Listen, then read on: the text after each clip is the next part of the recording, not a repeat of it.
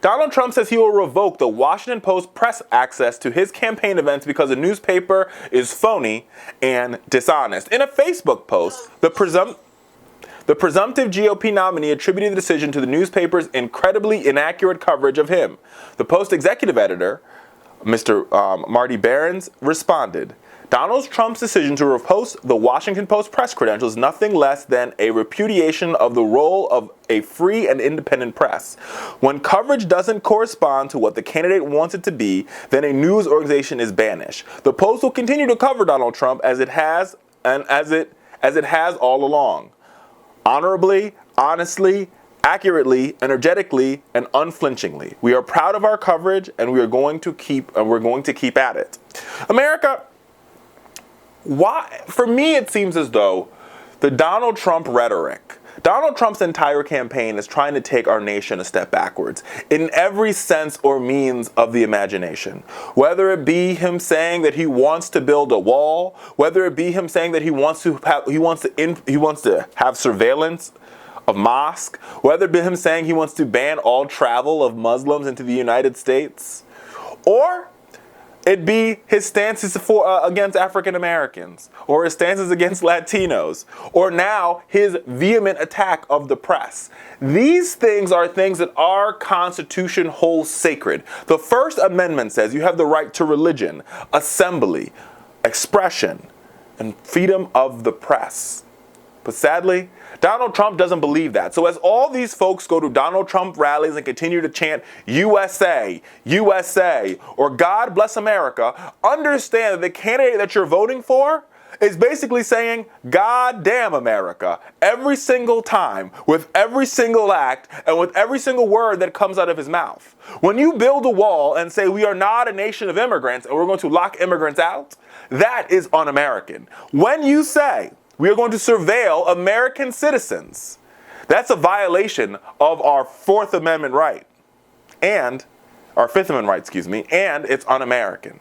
When you say that you are going to snatch away our press credentials from a very, very, very established and credible news source, that is a violation of our First Amendment. When you say to one of your protesters, when you say to somebody at your rally, I'm going to punch you in the face, that is what I would call cruel and unusual punishment. Over and over again, what we've seen from Donald Trump is in direct contrast to our Constitution and what we hold dear as Americans. So to all the Trump supporters out there, and I know who you are because you guys all attack me on Twitter every opportunity you get, ask yourself this question. If you are so pro-American and you are so pro-Constitution, how can you vote for a candidate that stands against the Constitution every single solitary chance he gets? America, it is astonishing to me that millions of folks, and it's a very small million because I think the Donald Trump supporters are a very small choir of individuals. How can you be pro-American and also be pro-Trump? Those two things seem to be anatomically opposed, mutually exclusive, two things that really don't connect whatsoever. There's an ocean between those two things.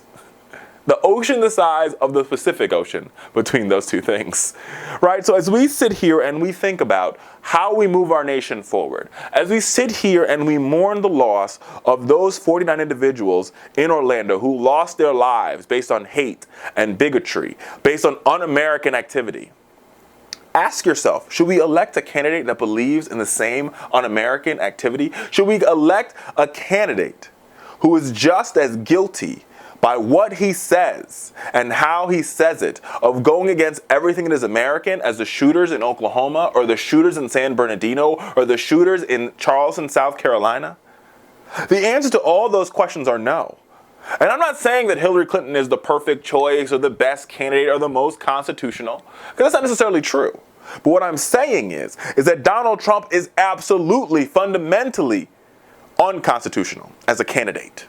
Everything he says, all the policies that he's pushed for are absolutely unconstitutional.